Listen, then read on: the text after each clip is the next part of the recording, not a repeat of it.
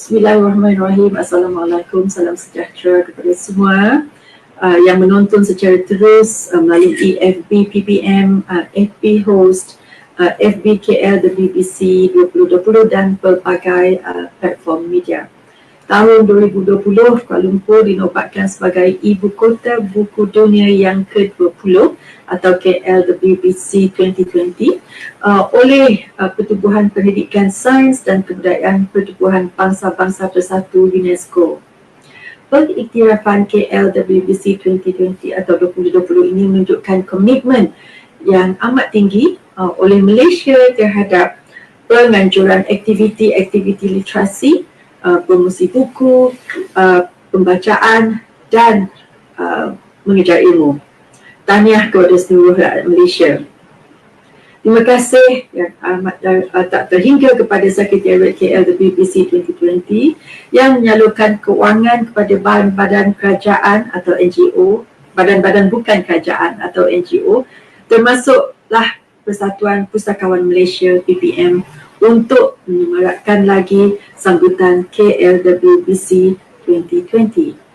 Persatuan Pustakawan Malaysia komited dalam penganjuran aktiviti-aktiviti seperti ini dan kami amat menggalakkan semua bekerjasama bersama dengan kami untuk mencapai matlamat KL The BBC 2020.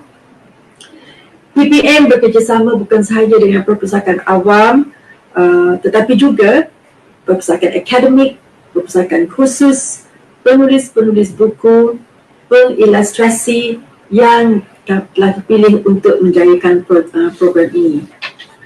Walaupun begitu, seperti kita maklum keadaan kita sekarang dengan COVID-19 yang melanda dunia, Malaysia tak terlepas, kita banyak mengalih atau mengubah suai program-program kita seperti daripada yang bermula kita rancangkan. Rancangan asalnya adalah untuk mengadakan program ini di Heritage Trail 2, iaitu di Jalan Melaka dan Jalan Raja Chulan. Setelah PKPB, ditukar kepada program pembacaan secara dalam talian melalui platform-platform media yang sedia ada. Dan platform-platform ini akan memulakan program-program kami daripada pukul 10 pagi sehingga 1 petang. Pada hari ini adalah siri pertama yang kita akan adakan. Kita sebenarnya keseluruhannya adalah ada 13 siri yang akan diadakan mulai pada hari ini hingga 31 Disember.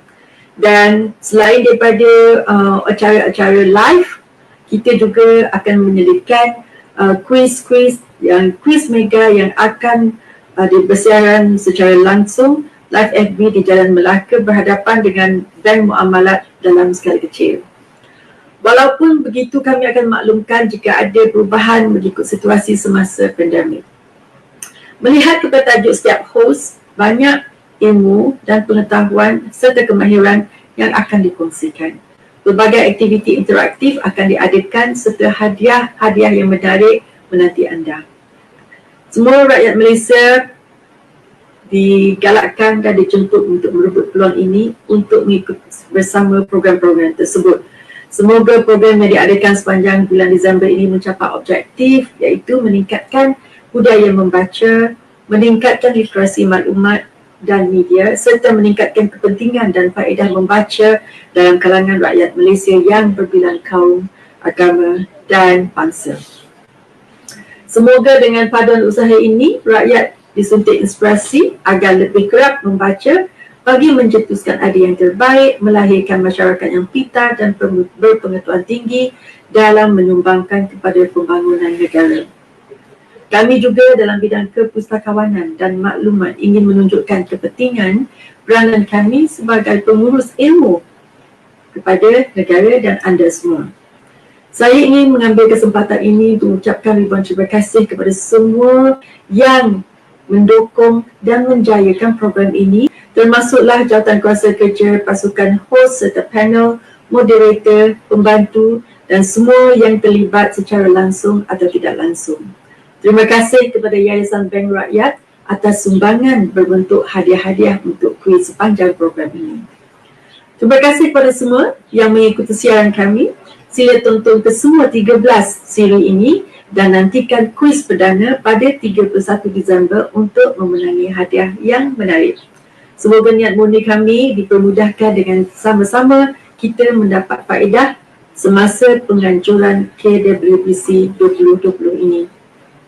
Pandemik yang melanda tidak menjadi halangan kepada kami dan kita semua untuk menjadi proaktif dan merancangkan dunia ilmu pengetahuan. Sekian, billahi taufiq wal hidayah. Wassalamualaikum warahmatullahi wabarakatuh.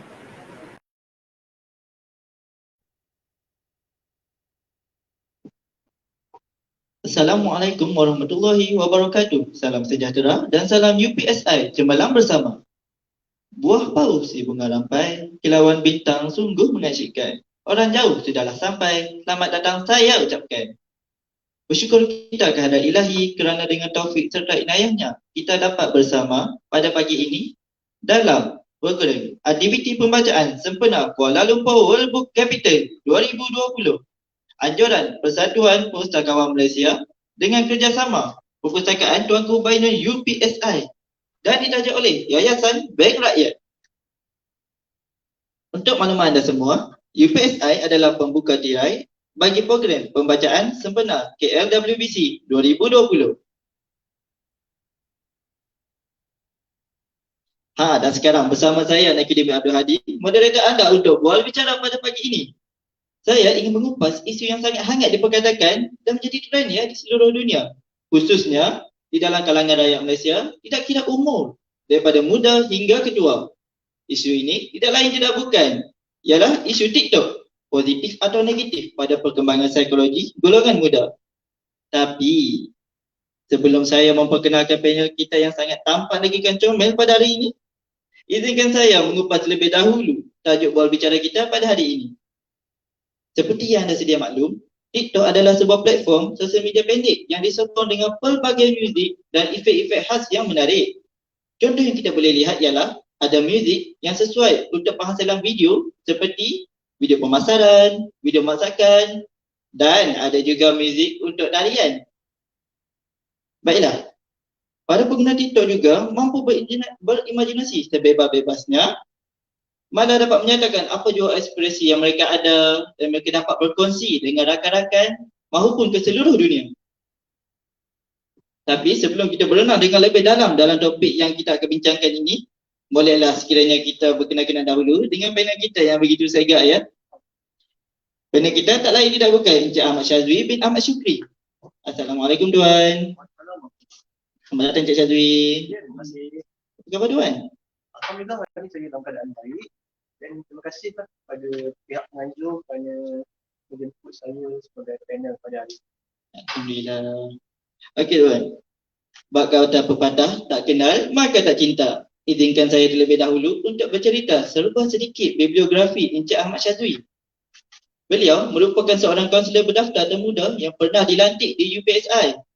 Dan beliau juga berpengalaman sebagai kaunselor berdaftar selama 5 tahun di UPSI. Dari segi penglibatan dalam kemasyarakatan, beliau merupakan penyelaras program Educate Malaysia, anjuran Kementerian Pendidikan Tinggi di bawah National Blue Ocean Strategy. Ia adalah sebuah program motivasi pembelajaran yang memerlukan penjelajahan di seluruh negeri, khususnya di luar bandar. Dan mereka berkongsi modul motivasi pembelajaran. Jadi, Tuan, berapa negeri telah tuan pergi? Okey, terima kasih Naki di atas kata-kata pujian yang sangat menggembirakan lah. Jadi bila orang bermulut manis dengan kita ni, so kita akan rasa macam flattering tau. So jadi akan bersemangat. Baik, terima kasih Naki. Baik, soalan tentang satu program Educate Malaysia, program motivasi pembelajaran ni. Baik, ia merupakan satu program yang membolehkan kita sebagai satu universiti menjelajah ke sekitar negeri di Malaysia untuk memberikan satu motivasi pembelajaran secara percuma kepada masyarakat luar bandar. Jadi bila Naki tanya berapa banyak negeri yang telah kami pergi untuk menjalankan program ini, saya boleh katakan hampir ke semua negeri di Malaysia, di Semenanjung, kecuali beberapa negeri yang masih kami tidak berkesempatan seperti Kelantan, Johor, Melaka dan Negeri Sembilan. Jadi selain daripada negeri-negeri itu, semua kami telah jelajah di kawasan luar bandar untuk memberikan dan menunjukkan dan juga menggunakan modul Educate Malaysia yang dibina oleh UPSI sendiri bersama kerjasama universiti-universiti awam yang lain. Banyak tu Tuan, lebih daripada 7 negeri Tuan pergi. Ya. Tapi Tuan kan sebagai seorang kaunselor di UPSI dan Tuan juga merupakan penyalas program ini. Macam mana Tuan bahagikan masa untuk buat 2 program serentak macam ni Tuan? Okey, banyak soalan yang baik sebenarnya. Baik, apabila ditanya mengenai pembahagian komitmen sebagai seorang manusia, kita memang tak boleh lari dengan komitmen yang diberikan kepada hidup kita. Jadi sebagai seorang yang memerlukan ataupun seorang yang diberikan komitmen yang berlebihan ataupun komitmen yang banyak, perkara yang paling penting yang pertama adalah pembahagian masa dan juga pengurusan diri yang seimbang. Apabila pembahagian masa dan pengurusan diri yang seimbang, kita akan anggap setiap perkara ataupun setiap komitmen itu adalah satu tanggungjawab. Bila tanggungjawab ni kita ikut dengan cara yang baik dan ia akan jadi satu passion, which means minat. Apabila kita minat buat satu benda dan kita akan anggap setiap perkara itu walaupun membenarkan, ia adalah satu perkara yang menggembirakan dan kita akan rasa lebih baik dan kita akan bawa motivasi untuk melakukan setiap perkara yang diberikan sebagai satu amanah dan yang paling penting adalah dilakukan dengan cara yang betul, dengan cara yang baik dan memberikan impact kepada setiap orang yang kita berikan modul-modul ini. Jadi yang boleh kita ambil perhatian dekat sini ialah pengurusan masa yang baik dan minat untuk buat satu perkara yang kita nak buat. Okey? Baiklah, setelah selesai perkenalan dengan panel kita, mari semula kita pada tajuk perbincangan kita pada hari ini. TikTok, positif atau negatif pada perkembangan psikologi golongan muda. Okey, aplikasi TikTok ni amat digemari golongan muda pada zaman kini. Ada juga yang menggunakan TikTok ini untuk tarian. Ada juga yang menggunakan TikTok ini untuk pembelajaran. Dan ada juga yang menggunakan TikTok ini dengan pelbagai cara lagi. Jadi Tuan, saya ingin bertanya, apakah perspektif secara peribadi yang Tuan boleh katakan tentang TikTok ini? Okey, bila ditanya persoalan mengenai TikTok, saya yakin sesiapa saja yang diberikan persoalan ini dan secara live macam ni dia akan fikir banyak kali. Kerana benda ni akan mendatangkan satu sentimen atau perspektif jika dijawab dengan cara yang tidak kena pada tempatnya. Baik, sebenarnya apabila ditanya mengenai TikTok ataupun apa-apa sahaja aplikasi media sosial, kita harus ingat satu benda. Aplikasi media sosial ni apabila kita gunakan ataupun letakkan pada tempat yang betul, so ia akan menjadi satu perkara yang bermanfaat kepada diri ataupun orang lain. Tak kisahlah WhatsApp ke, Facebook ke, Telegram ke, Instagram ke, even TikTok pun, still kalau kita gunakan dengan cara yang betul, ia akan memberikan jawapan atau memberikan impact yang lebih baik kepada individu lain. Tapi saya tak nafikan apabila kita gunakan secara tak betul, terutamanya TikTok. Sehingga kali ini kita dapat tahu TikTok ni merupakan satu aplikasi media sosial yang paling banyak dimuat turun di App Store. Kalau nak tahu 1.5 bilion muat turun di App Store. So maksudnya satu aplikasi yang sangat trending ketika ini. Dan apabila tengok dari statistik, kita Januari 2020 kita telah mencatatkan 800 juta pengguna aktif. Yang mana 41%-nya datang daripada golongan muda berumur daripada 16 tahun hingga 24 tahun. Jadi nampak satu TikTok ni jadi satu perkara yang lebih diminati berbanding Facebook yang katanya hanya untuk orang-orang tua, Instagram untuk golongan-golongan yang pertengahan, Twitter dan juga TikTok untuk golongan youngster. Okey, so ini adalah satu pendapat ataupun perspektif ketika ini. Tapi apabila kita tengok pengisian dalam TikTok itu sendiri, saya tak boleh kata yang TikTok ni semua benda dalam negatif. Okey, sebab apa? Bila saya pun install TikTok, betul. Bila kita tekan homepage kita nampak benda-benda yang mungkin agak berlebihan pada individu terutamanya yang masih muda ataupun yang beragama Islam ataupun yang masih di bawah umur. Tapi apabila kita tengok dan cari dengan lebih teliti mengenai TikTok dalam pendidikan, TikTok dalam agama, TikTok dengan cara pengurusan stres yang betul, kita akan dapati pengisian TikTok ni banyak juga pengisian-pengisiannya yang memberikan impact-impact yang positif. Dan apabila tanya pendapat saya mengenai TikTok, suka untuk saya sandarkan pendapat mengenai TikTok ni dengan kenyataan daripada Pejabat Mufti Wilayah Persekutuan Kuala Lumpur yang menyatakan hukum bermain TikTok ni pada asal satu hukum itu adalah diharuskan sehingga terdapat dalil ke atas pengharamannya. Bermaksud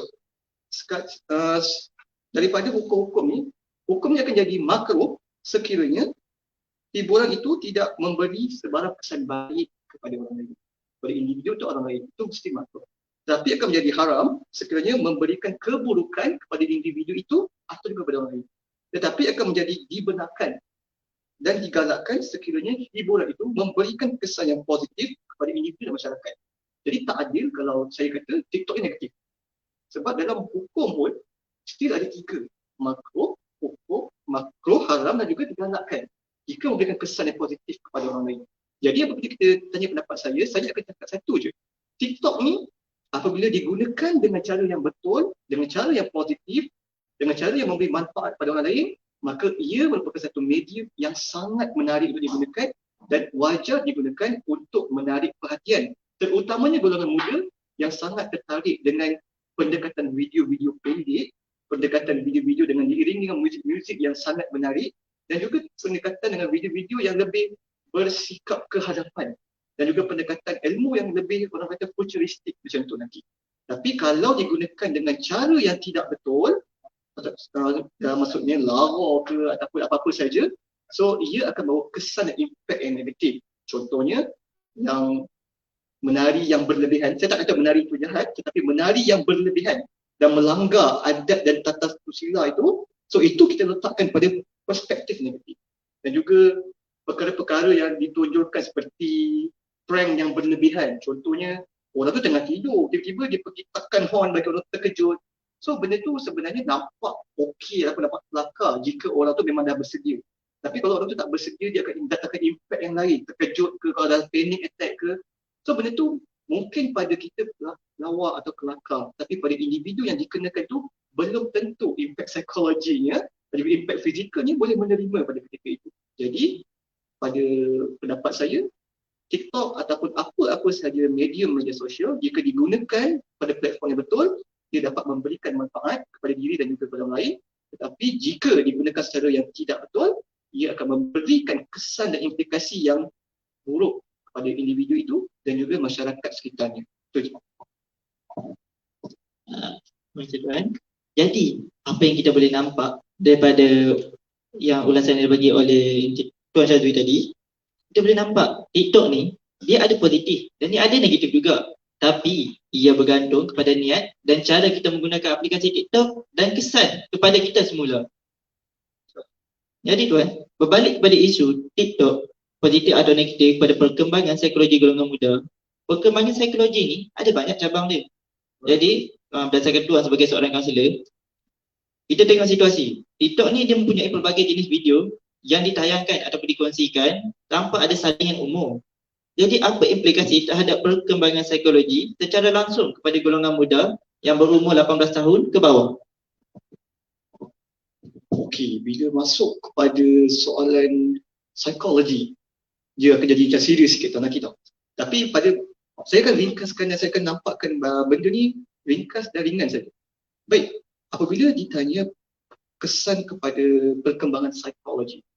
Baik, saya suka bila Naki cakap impact dan kesan pada umur 18 tahun ke bawah dan juga macam mana TikTok ni dia tidak menekankan unsur-unsur penapisan. Betul Naki?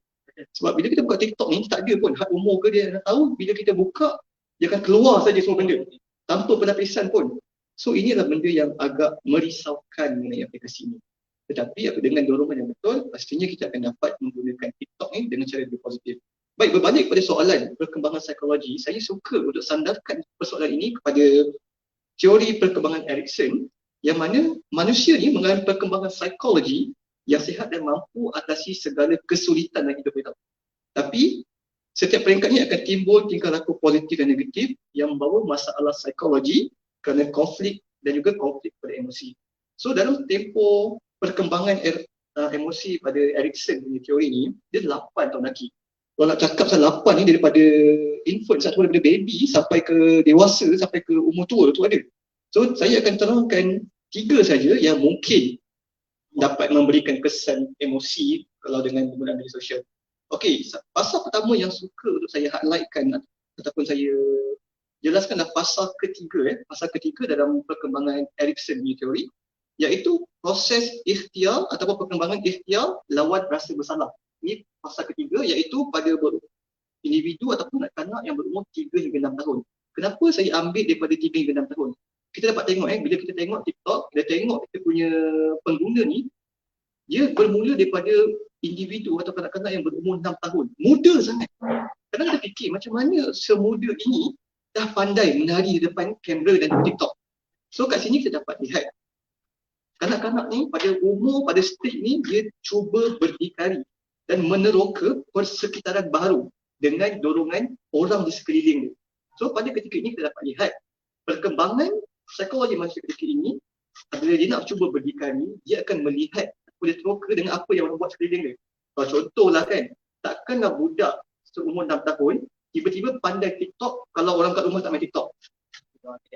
Ya betul. So mesti satu benda yang menyebabkan dia nampak benda tu dan dia rasa macam aku nak buat juga.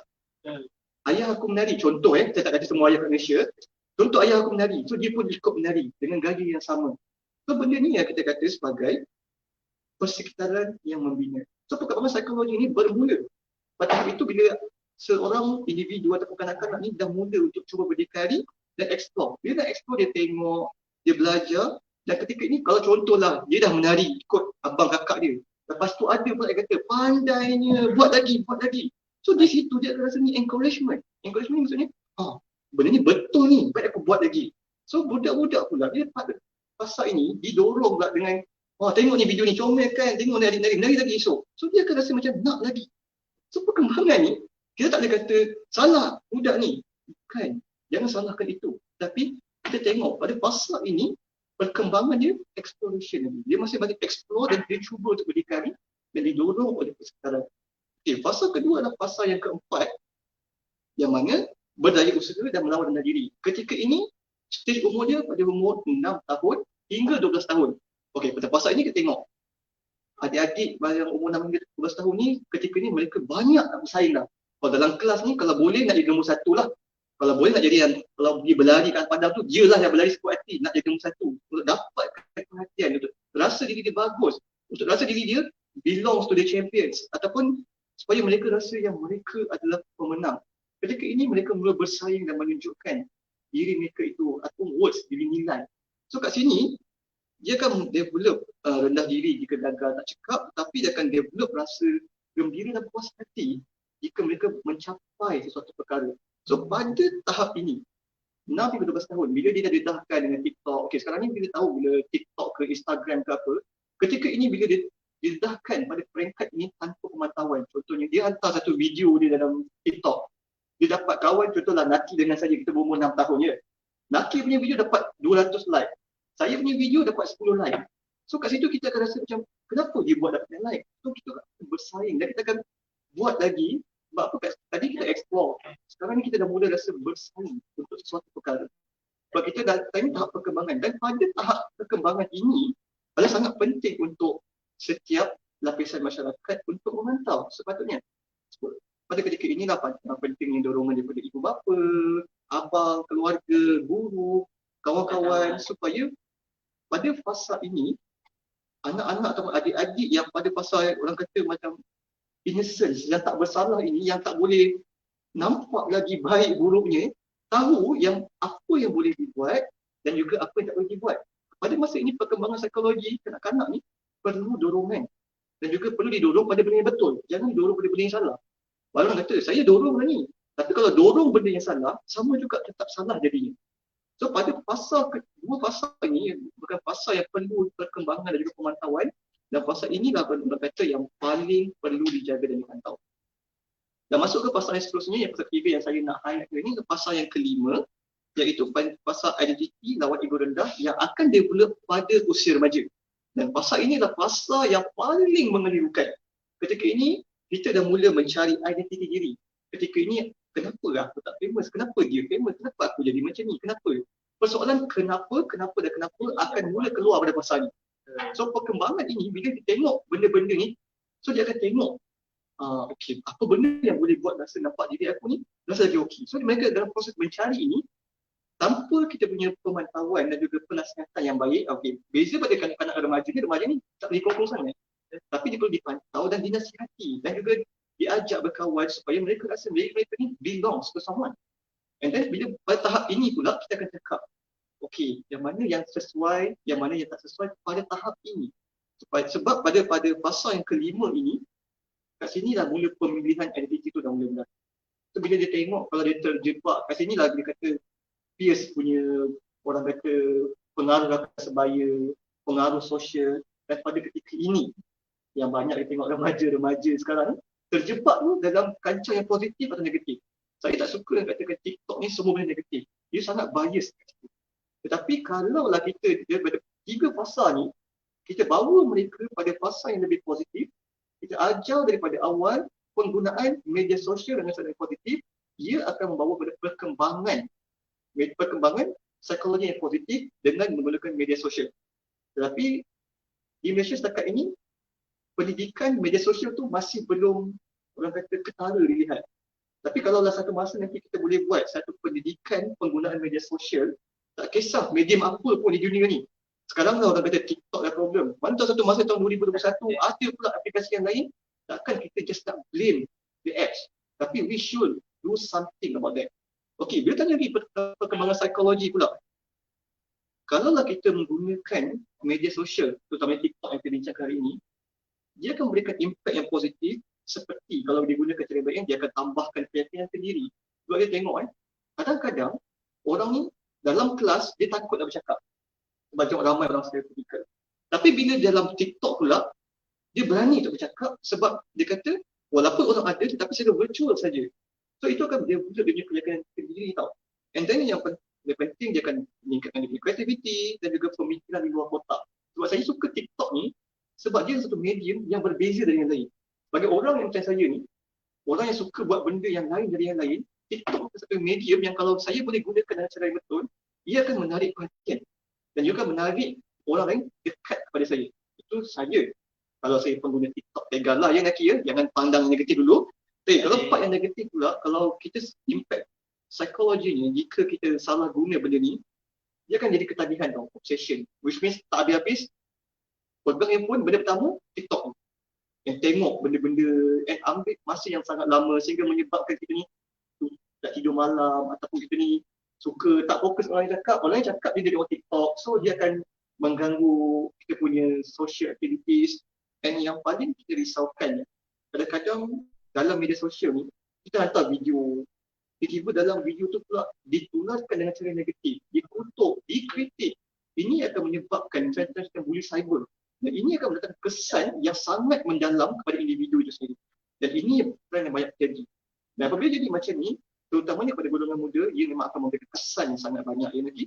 Dan yang last kali saya akan bercakap ada juga trend terbaru ni ataupun yang fear of missing out, itu FOMO. Yang berkata kalau aku tak buka TikTok ni atau tak buka aplikasi ni, aku rasa macam aku ketinggalan. So dia rasa macam aku terbuka sesuatu. So benda ni impact dia kalau kita tak kawal penggunaan media sosial secara positif dan juga secara orang kata berkala. Terima kasih Tuan. Jadi apa yang kita boleh dapat pada ulasan daripada Cik Syazwi tadi, okey, dia ada terdapat 8 perkembangan. Saya ulang balik, kita ada 8 fasa untuk perkembangan psikologi. Jadi daripada 3 fasa yang kita boleh ceritakan tadi, kita boleh nampak perkembangan psikologi yang berbeza untuk dan perbezaan umur dan pendekatan yang berbeza juga dan pemantauan yang berbeza juga. Jadi kita bersedia maklum yang sekarang ni makin lama makin menjadi. Jadi kata-kata kita selalu dengar, mencegah lebih baik daripada mengubati. Jadi buat dulu do something daripada kita tunggu kesan yang buruk akan jadi. Okey Tuan. Saya tengok audiens juga, tengok soalan-soalan audiens tadi. Ada satu soalan tu, ada 2 soalan ni saya nak baca lah, boleh ke Tuan? Boleh silakan. Okey. Soalan pertama Tuan, pada pandangan Tuan, apakah punca atau faktor yang menyebabkan penyalahgunaan aplikasi TikTok ini di dalam golongan muda? Sebab even saya sendiri pun, saya menggunakan TikTok juga untuk belajar menjadi video. Cuma saya nak tanya, apa punca dia sebenarnya Tuan? Okey.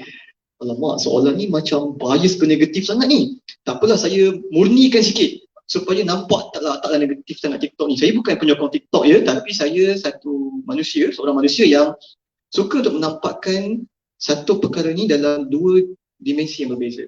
Baik, penyalahgunaan ni kita boleh cakap bukanlah kepada TikTok saja tetapi kepada semua aplikasi media sosial. Contohnya Instagram. Even Instagram pun kalau kita tak kawal penggunaan dia, kalau kita mencari benda yang tak patut dicari, akan keluar benda yang negatif. Lagi juga yang baru ni Twitter. Kalau kita tengok Twitter pun bukanlah dunia yang sangat indah pun sebenarnya. Sebab saya pun pengguna Twitter. Jadi apabila kita tengok Twitter pun, kalau dia punya kecaman dia punya luahan perasaan dan emosi dalam Twitter tu, kalau kita baca pun, sebagai seorang kawasan saya baca pun, kalau saya yang kena hentak seperti itu, koyak juga saya. Sebab kita manusia. Tetapi bila kita tengok benda ni secara positif, okey, ini mungkinlah tong sampah untuk emosi. Walaupun sebenarnya kalau ikutkan, sebenarnya kalau kita letak macam tu, dia akan menonjolkan personality diri kita. Tetapi kalau lah orang tu kata dengan saya lepaskan kat Twitter ni, saya rasa diri saya semakin okey. So kat situ kita dah kena consider, okey ke tak benda ni. So kena sekejap, okey, betul ke tak. So benda ni yang kita akan tengok dari segi dua dimensi berbeza. Tapi bila kita cakap tentang penyalahgunaan media sosial, apa punca penyalahgunaan media sosial terutama TikTok, saya boleh katakan, macam kita cakap tadi tentang Erikson punya teori tadi. So pada peringkat ini, golongan muda terutama yang masih mencari-cari atau tercari identiti, mereka akan mencari sesuatu yang menarik. Dan menarik ni berbeza pada setiap manusia. Dengan dorongan yang betul, menarik itu akan ditengok, oh saya nak follow juara kariah kita. So tengok. So kat situ dia akan tertarik dengan benda-benda seperti itu. Tetapi kalau contoh dengan dorongan ataupun dengan pemantauan tidak ketat ataupun yang tidak ada, so dia akan menarik kat dia lah, menarik dengan benda-benda yang lebih negatif. Contohnya, tarian-tarian yang seksi-seksi ke, contoh ya. Dan ini akan menampakkan yang, oh, tertarik pada benda tu. So kat sini, benda pertama adalah kita akan cakap sebagai satu, dia punya tahap perkembangan personality dan juga pemantauan pada setiap tahap perkembangan manusia itu. Sebab tu kita nak highlightkan ya, sebelum kita menyalahkan satu individu itu disebabkan minatnya atau apa, semak balik pada tahap perkembangan dia sebelum personality dia itu kekal. Which means sebelum personality dia tu, ini personality dia yang suka tengok-tengok ni, sebelum dia tengok tahap perkembangan awal itu, kat mana punca-punca yang terjadi. So benda ini yang kita akan nak cakap, tahap perkembangan manusia tu kena tengok balik. Yang ketiga pula pada tahap dia tengah mencari identiti, peers punya apa orang kata, pengaruh rakan sebaya. Ketika itulah orang kata, inilah punca-punca penarik utama. Bila dah tanpa pemantauan, dapat pula kawan-kawan yang memang terjerumus kepada suka nak tengok benda-benda yang orang kata tidak berapa elok dalam TikTok itu. So ini akan menarik mereka kepada kancah-kancah itu. Dan satu benda apabila dia dah mula melihat beramai-ramai dan juga kerap melihat, so dia akan datang ke satu perkara yang kita namai sebagai obsesi. Obsesi itu dia suka tengok benda-benda macam tu, dan benda ni akan buatkan kita rasa macam, kenapa aku nak tengok benda ni? Sedangkan aku boleh search benda lain, tapi aku tengok benda lain. Aku nak search kariah punya ni, aku nak tengok hashtag pesan ustaz, tapi kenapa pula aku pergi tengok benda lain? Sebab kita dah ada ketagihan dalam diri kita. Terusnya mungkin kita boleh cakap juga kenapa punca terpengaruh ni, sebab sekarang trend terkini. Trend terkini ni bukanlah kita kata kat Malaysia saja, tapi worldwide, dunia. So tapi kebanyakan bila saya guna TikTok ni, saya pun install TikTok juga. Sebab saya nak tengok juga, saya nak belajar juga, saya nak faham juga macam mana TikTok ini sangat mempengaruhi golongan muda.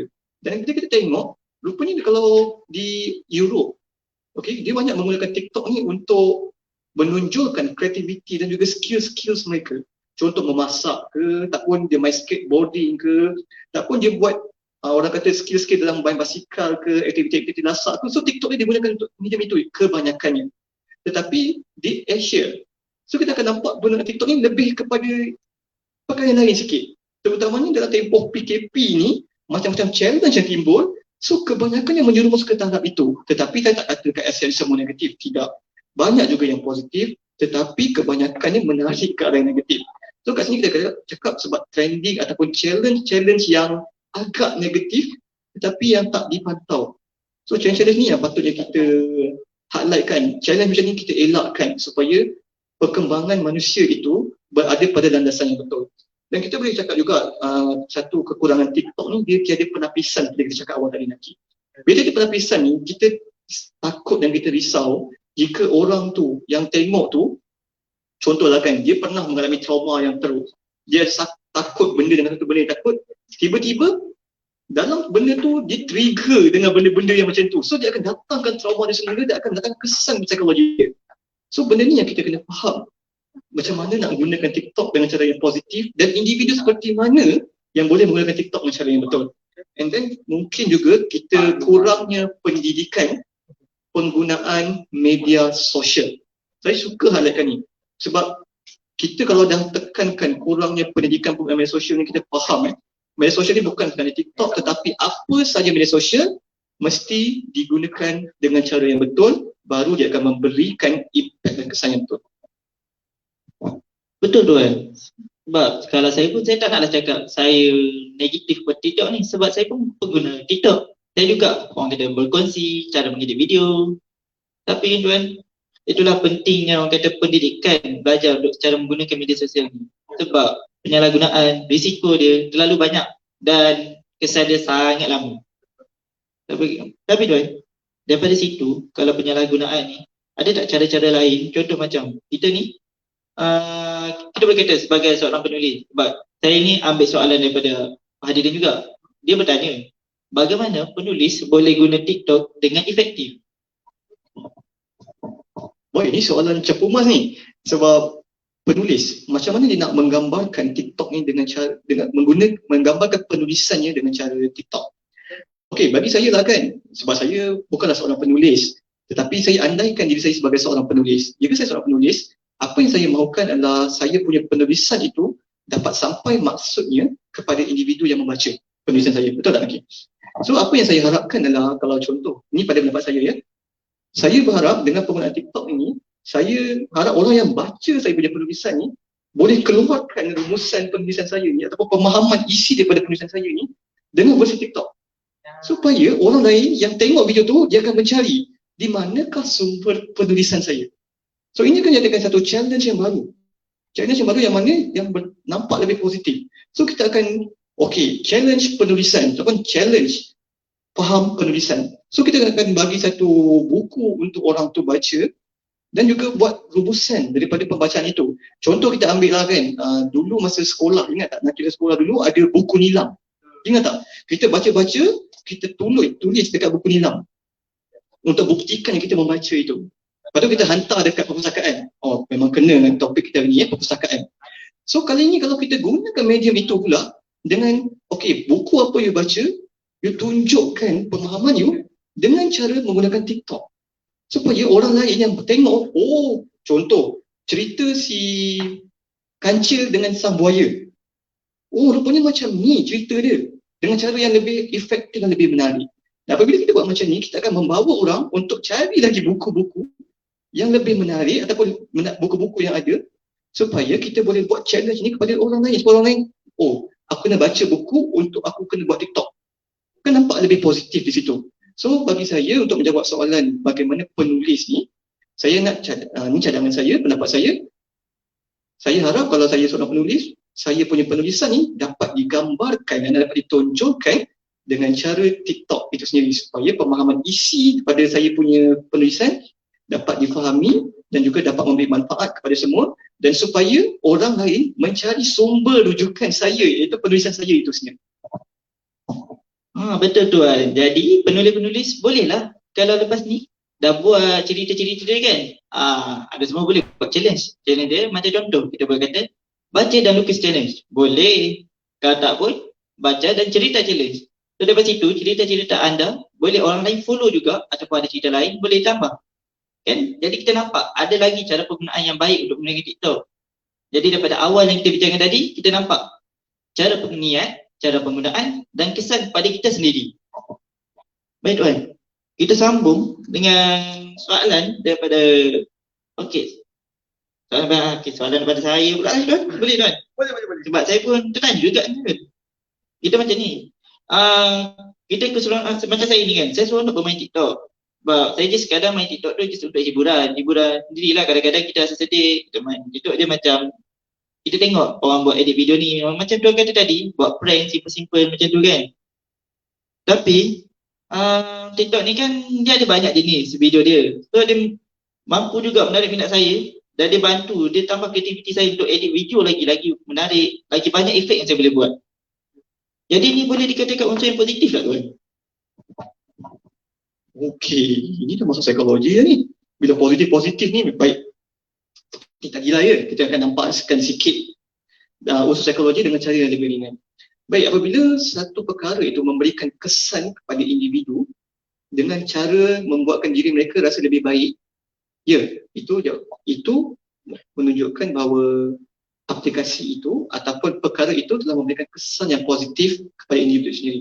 Tak kisahlah apa-apa medium pun ya, saya tak katakan TikTok saja, apa-apa saja aplikasi, jika you rasa memberikan kesan kepada kognitif you punya behavior you punya emotions you, so itu akan menjadikan satu benda yang lebih baik. Dia akan memberikan kesan yang positif pada diri. Tapi saya tertarik dengan peningkatan Naki tanya tentang adakah ini akan memberikan kesan kepada kreativiti. Baik, saya suka untuk sandarkan soalan ini kepada satu teori daripada Albert Bandura. Okey, yang macam mana? Albert Bandura menyatakan bahawa unsur yang bersesuaian dengan teori Bandura, manusia ni belajar dengan cara memerhatikan tingkah laku orang lain yang kita bagi sebagai modeling ataupun pemodelan. Okey, so remaja ataupun kanak-kanak ataupun orang muda ni biasanya menjadikan ibu bapa, abang, kakak ataupun individu dekat seperti guru ke rakan-rakan mereka yang lebih dominan sebagai ikutan. Dan ini menunjukkan, ini yang menyebabkan pemodelan berbeza. Contohlah, Naki suka main TikTok. Tapi parents Naki kata nak main TikTok tu boleh, tapi kena ikut benda-benda yang macam ni. Tengok ni, karya ni, tengok ustaz ni, tengok mufti man ke apa-apa kan. Semua kat situ Naki punya pemodelan akan lebih kepada positif. So kat situ Naki pula akan developkan satu perkara yang baru. Oh, rupanya TikTok ini boleh digunakan secara yang positif dan aku pun nak jadi macam orang tu. Contoh kita ambil, saya suka tengok yang karya tu tau. So tengok dia buat macam mana taranumnya dengan cara itu, tajwidnya. Even yang barunya selawat tafrijiyah yang bukan semua orang hafal pun kan. Selawat tafrijiyah tu kan panjang kan. Tapi dia gunakan TikTok sebagai media untuk menunjukkan ataupun mengajak orang menggunakan orang kata berselawat tafrijiyah itu menggunakan TikTok. Satu perkara yang kita kata sangat-sangat kreatif. Selama ni kita dengar kat masjid dan surau tentang selawat tafrijiyah tu apa. Dalam kita nak hafal Allahumma salli salatan kamilatan pun kadang-kadang gagap pergi dia. Tapi bila tengok video tu, oh dia buat dengan cara yang simple saja, dengan video TikTok dengan sedikit dengan senyuman dan agak gede-gede kepada sikit ni, nampak macam simple, easy dan catchy. Dan saya kata mungkin juga pada orang yang belum hafal selawat tafrijiyah ni, mungkin boleh hafal selawat itu. So kita nampak kat sini, kreatif tu, dia boleh develop creativity, for sure. That's why saya kata, innamal a'malu binniyat. Semua benda dimulakan dengan niat. Apabila kita niat nak menggunakan TikTok ini sebagai satu medium untuk kita pasarkan diri kita dan kita tunjukkan benda-benda yang baik dan kita berikan sumbangan kepada individu yang lain atau masyarakat, so benda akan jadi lebih baik. So nak tanya, adakah ini akan memberikan kesan kepada perkembangan psikologi? Ya. So tapi kreativiti? Ya. Sebab kita tengok, kalau Albert Bandura kata, manusia ni terutamanya pada golongan muda, dia tengok pada modeling. Modeling ni maksudnya dia tengok benda-benda yang dominan. Kalau dia minat, contoh minat Ustaz Azhar Idrus ke, Ustaz Dusuki ke, ataupun PU Amin ke, yang positif-positif ni, so kita akan nampak macam, oh yang ini cara dia. Oh aku pun suka bercakap. Oh aku pun suka nasihatkan orang. Mungkin aku boleh menasihati orang dengan cara ini. Mungkin aku suka bercerita, so aku boleh bercerita dengan cara ini. So benda ni akan jadi creativity. Creativity ni maksudnya kreatif dalam melakukan satu perkara yang baru, create benda baru di luar kotak. Ini yang membezakan individu yang ordinary, yang biasa dengan extraordinary, yang luar biasa. So kat sini kita nampak, kalau kita ni just nampak media sosial ataupun TikTok sebagai negatif saja, kat mana dah kita letak diri kita ni? Sedangkan kalau kita ni nampak benda ni sebagai satu challenge ataupun satu norma perubahan baru, so kita akan nampak benda ni sebagai satu peluang. Dan saya suka untuk cakap, kalau kita just nampak benda ni sebagai satu benda yang negatif saja, kita akan menghalang ataupun lari daripada benda ni. Sedangkan apabila kita menjadi satu media perubahan, walaupun bermula daripada sikit-sikit, tapi andai kata ditakdirkan Tuhan, kita punya usaha yang sikit itu makin bertambah pengikutnya, menunjukkan bahawa even TikTok ni pun boleh mampu menjadikan seseorang tu lebih baik dengan cara yang betul. So dia akan meningkatkan kreativiti orang lain, for sure. Dan Tapi kita kena ingat semua berkaitan dengan niat. Tapi kreativiti pun bahaya juga. Okay? Kalau niatnya untuk kreatif dengan cara yang negatif, negatif juga bagi dia. So apa benda pun tentang kreativiti ni, kita kata dia akan meningkat kreativiti, ya. Kerana ia satu media baru, normal baru. Even sebagai saya yang bukanlah golongan muda dah orang kata, dah nak masuk golongan yang ke atas, saya tak nak sebut tua golongan ke atas sikit. So ia akan nampak macam susah dan sukar bagi saya. Tapi bagi saya pula, why not I learn? So memang pelik dan pening sikit bila orang yang golongan atas-atas ni nak faham benda-benda ni. Tapi bila kita masuk, so kita akan nampak, oh rupanya dalam apa yang orang kata buruk yang teramat ini, ada permata yang tersembunyi dalam dia. Begitulah uraian saya ni. Betul tuan, sebab kalau nak cakap, saya ni, walaupun umur saya ni 20 tahun kat atas lah kan, saya tak sebut berapa. Saya sendiri pun rasa macam kadang-kadang saya tak tahu dah tuan. Macam, betul ke tidak yang saya buat ni? Kalau saya tengok TikTok orang lain, betul ke tidak? Jadi saya pun, macam saya nak kongsi dengan anda semua, saya sendiri bila saya tengok video TikTok ni, saya bertanya dengan kawan saya bertanya dengan cikgu saya, pencara saya ataupun ibu bapa saya sendiri. Sebab kadang-kadang kita rasa benda tu betul, tapi sebenarnya tidak. Jadi, walaupun anda rasa anda muda ataupun anda rasa anda tua, kalau rasa macam ada ragu-ragu tu, cuba bertanya, pastikan. Okay? Dan yang saya boleh ambil nasihat daripada tuan tadi kan, nasihat tuan tadi kata kalau kreativiti ni, kalau lebih bahaya. Contoh, anda baca buat bom, padahal ada bom ke di sini anda. Tu bahayalah tu. Jadi hati-hati tau. Okay, kita sambung sekali kan tuan? Boleh tuan? Saya sambung soalan lagi. Buat ada hari ni, tengok semangat diorang ni tuan. Bagi soalan lagi tuan. Okay, saya baca. Okay, mungkinkah perlu diajarkan juga aplikasi TikTok ini kepada golongan akademik dan agamawan supaya ia dikembangkan untuk isu yang lebih positif? Isu yang lebih positif. Isu yang lebih positif je. Golongan akademik dan agamawan supaya ia dikembangkan untuk isi yang lebih positif. Jadi tuan, bolehlah perjelaskan sikit tuan. Okey. Baik, sebenarnya soalan ni soalan yang sangat baik. Terima kasih kepada yang bertanya. Baik, sebenarnya bila kita masuk dalam aplikasi TikTok ni nanti, kita dapat lihat memang dah bermula pun golongan-golongan agamawan kita yang mula menggunakan aplikasi TikTok ni sebagai satu medium dakwah yang baru. Dan saya sangat menghargai usaha-usaha ini kerana apa? Biarlah ia bermula dari sedikit tetapi ia dapat mencetuskan satu fenomena baru. Supaya orang tak dengar TikTok ni, orang teruk sangat. So kita faham, kadang-kadang kita sembang, TikTok, apa dia TikTok ni? Haram semua benda. Jadi, sebab tu saya tadi sandarkan kepada fatwa dulu. Sebab sebelum kita letak sebetul sebagai haram, tengok dulu dalam dia macam mana pengisiannya. So adakah agamawan patut ada, ni cadangan saya lah, ia patut sebagai satu normal baru. Even kepada pendidik, golongan pendidik ataupun sebagai kaunselor, saya sendiri pun, saya cakap diri saya, lepas saya install TikTok ni, saya mula rasa saya nak belajar macam mana untuk memberikan satu bimbingan ataupun satu penasihatan ke, ataupun satu tips-tips ke dengan cara lebih menarik. Selama ni saya hanya menggunakan aplikasi Facebook ni lah. Kita kan golongan yang umur yang atas-atas sikit. So saya buat 2 minit counselor. Tapi bila tengok kat sini dengan TikTok ni, rupanya lebih ramai orang muda dalam dia. So kalau, bukanlah kata kepada agamawan dan juga pendidik saja, tapi saya cadangkan kepada setiap lapisan masyarakat yang mempunyai idea, pendapat, nasihat ataupun apa-apa sahaja yang berkaitan positivity ni, kita kongsikan dengan cara yang lebih positif. Supaya benda ini dapat dipandang lebih baik dan supaya anak-anak muda kita yang mula bertatih untuk masuk ke alam media sosial ni tahu kalau buka TikTok, benda apa yang nak tengok, benda apa kalau tertengok terus tutup, terus lari daripada benda itu. Sebab ini yang paling penting. Dan memang kalau perlu dicadangkan ke tidak, saya, kalau bagi saya sebagai seorang yang ulumur yang atas-atas ni, dia agak mencabar bagi kami. Tetapi ia adalah satu cabaran yang perlu diambil kerana apa? Dengan setiap kesusahan itu akan datang satu kejayaan. So kita kena adapt dengan benda baru sebab kita kena masuk dalam golongan dunia muda ni. Orang-orang muda ni apa yang dia suka ni. Sebab orang muda ni kalau kita halang sangat pun, nanti kat belakang kadang-kadang dia buat juga. Daripada dia buat curi-curi ni, baik kita tahu dia buat, tapi dengan pemantauan kita sendiri. Kan itu lebih baik. Itu pada pendapat saya lah.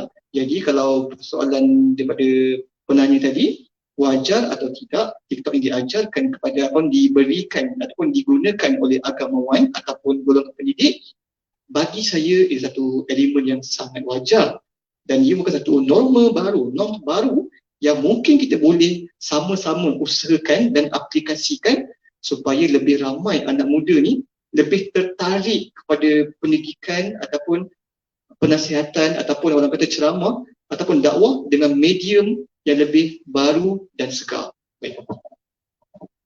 Saya sokong tuan-tuan. Tuan-tuan, yang saya boleh tambah daripada TikTok ni kan, kalau anda semua boleh tengok, sekarang TikTok ada saja video yang jenis macam yang berkongsi, kalau kita kata kaitan dengan psikologi, dia ada bagi tahu cara-cara kita untuk tenangkan diri. Ada je video macam tu. Dan ada juga kalau kita pasal agamawan ni kan, ada juga video yang menceritakan macam sirah-sirah Nabi, tapi dalam bentuk video yang pendek. So nak kata kita ada banyak je video jenis macam ni. So anda semua kalau nak tengok, bolehlah search dan tengok betul-betul tau. Benda yang baik, janganlah benda yang tak baik tau. Okay? Okay tuan, ada lagi tambahan soalan ni tuan? Saya nak bagi soalan kepada hadirin juga. Sebagaimana kita dapat lihat, golongan kanak-kanak juga semakin terjerumus menggunakan aplikasi TikTok. Dan selari dengan zaman era globalisasi ini, kanak-kanak kecil mempunyai telefon pintar yang diberi oleh ibu bapa sendiri. Bagaimana mahu memastikan kanak-kanak tersebut tidak menyalahgunakan aplikasi tersebut? Betul tuan. Sebab sekarang ni, dengan adik saya sendiri pun baru sekolah rendah tapi dah ada telefon. Jadi, tuan macam mana tuan kita nak buat ni? Okey, terima kasih Naki dan terima kasih kepada penanya yang bertanya. Baik, mengenai kanak-kanak dan juga TikTok. Ini sangat berkait dengan soalan kedua yang kita bincangkan tadi tentang perkembangan psikologi. Baik, seperti yang kita sedia maklum, okey, pada peringkat eksplorasi ini, pada peringkat kanak-kanak ni mula berdikari dan ingin mengetahui ini adalah perkara yang paling penting dan perlu paling dijaga. Sebab apa? Kalau kita tengok betul-betul, dulu kita ada, kalau dulu lah, masa saya sekolah kan, dia punya tajuk karangan macam ni tau bunyi dia. Gadget dan kesannya kepada perkembangan manusia. Tapi sekarang dah berubah dah. Bukan gadget dah jadi masalah dia. Aplikasi media sosial. So maksudnya nampak tak dunia ni semakin berubah. Dan apabila kita kata aplikasi media sosial ni, sebab kita faham sekarang ni, even kanak-kanak kecil ataupun toddlers ni dah mula pakai handphone dah. Dah reti dah pakai thumbprint. Kalau kita dulu tak ada thumbprint pun tak tahu apa. Dan kalau dah buka tu pandai pula mencarinya. Nak cari apa benda nak buka pandai. Tak perlu diajar pun. Jari tu kecil dia pandai boleh swipe. Left, swipe right, swipe up, swipe down. So benda ni kita kena cakap satu benda je. Satu, kita tak boleh menghalang. Okay, bila parents nak menggunakan satu cara memberikan gadget kepada anak sebagai satu medium. Bagi itu, kat situ pun ada pro and cons dia. Sebab dalam dunia ni semua ada pro and cons dia. Tapi yang paling penting adalah pemantauan. Apa yang anak-anak, kalau anak-anak dah guna, dah kenal TikTok, kawan-kawan kenalkan dia. Kita nak cakap apa? Kadang kita tak kata, kita tak bagi install. Tapi kawan dia tengok kawan dia, still dia tengok. Itu yang kita kata tadi. Kita kata jangan tapi kat belakang tengok. So apa yang kita boleh buat adalah, selain daripada menghalang, kita memberikan pendedahan awal bahayanya perkara-perkara ini jika digunakan secara tidak betul. So pemantauan secara berkala dan juga pendidikan awal. Bermula di rumah, pendidikan awal, cara menggunakan aplikasi media sosial apa saja. Bukan TikTok saja, apa saja aplikasi media sosial. Sekarang ni pun saya cakap pasal media sosial, saya teringat Twitter sekarang ni pun, sebelum ni penapisan ni tak dibuat. So dia punya kelucahan kadang-kadang, minta maaf saya cakap kelucahannya, dengan tapisan kata-kata negatifnya, dengan orang kata kalau kena bash tu, dia punya berbenam tu memang ke bawah, kalau baca tu memang koyak rabak hati ni. So kat situ kita kata satu benda, yang paling penting kita tak akan salahkan apps tu sendiri, tetapi apa yang kita boleh buat sebagai ibu bapa adalah pemantauan berterusan dan juga pendidikan awal tentang penggunaan media sosial itu penting. Supaya benda ni dapat mengelakkan anak-anak muda yang dalam proses perkembangan, iaitu kanak-kanak ni, dia faham kenapa benda ni tak boleh. Sebab kalau kita bisa dia explore sendiri tanpa dia faham, dia anggap itu okey je. Bila kawan kata okey, so dia ingat okey. Tapi bila kawan kata kita cakap tak okey sebab ini, biar daddy cakap macam ni, kenapa? Contoh. So kita akan nampak, baru dia faham. Dan fahamkan ni pula bukan sekali je. Fahamkan lagi dan lagi supaya dia faham, oh benda ni tak boleh buat. Jadi aku cakap tak boleh buat ni sebab ni. So nampak tak peneguhan ataupun penegasan tu penting. Dan ini bermula dengan pendidikan awal, iaitu pendidikan awal dan juga orang kata pemantauan berterusan daripada ibu bapa ataupun keluarga ataupun masyarakat. Dekat sini kita tak ada kata ibu bapa saja. Kalau ibu bapa ia di rumah. Kalau di sekolah tu kita siapa pula ibu bapa di sekolah, ada guru, juga masyarakat yang melihat. Kalau tengok anak-anak muda ni tengah-tengah jalan buat TikTok, takkan dia biarnya. Kalau datang langgar kan panjang cerita dia. So kat situ kita akan tengok. So pemantauan berkala daripada setiap lapisan masyarakat yang ada di Malaysia ini, terutamanya kalau orang Malaysia, supaya faham benda ni adalah tanggungjawab bersama, bukan kita nak blame kepada satu individu sahaja. Baik. Sebab kalau kita nak kata kan, anak buah saya sendiri tuan, macam dia punya hebatnya main telefon ni tuan. Saya ni macam saya walaupun jarak umur kita jauh, tapi saya rasa macam wow, hebatnya dia. Sebab apa yang dia tahu tu, saya pun tak tahu. Jadi tambahan saya boleh bagi juga kat sini untuk kanak-kanak yang kita bagi telefon ataupun kita bagi gadget untuk menggunakan. Kebiasaannya gadget ni semuanya ada orang panggil sebagai parents semua untuk kita kawal. Daripada situ pun kita boleh sebenarnya untuk cara mengawal daripada awal aplikasi-aplikasi yang macam untuk diorang tak patut diorang belajar dulu. Dari situ kita boleh juga guna. Jadi apa-apa pun anda boleh rujuk juga nanti. Okey. Cuma tuan, ada lagi ni soalan tuan? Ada lagi ni. Okey tuan. Soalan dia macam ni tuan. Sebab kita macam tuan cakap tadi, kalau kita tak bagi, mesti yang golongan muda ni pun dia tak akan buat. Sebab saya pun tak, saya ni muda lagi tuan. Jadi saya nak kata pun kalau ada orang tak bagi saya buat juga tuan. Jadi macam mana tuan kalau macam aplikasi TikTok ni, kita kaitkan aplikasi TikTok, kita tak bagi dia orang buat benda-benda yang tak baik, benda-benda yang pakai lucah dan semua tu kan tuan. Macam kenapa kita tak boleh nak kawal golongan muda ni daripada menggunakan aplikasi ni?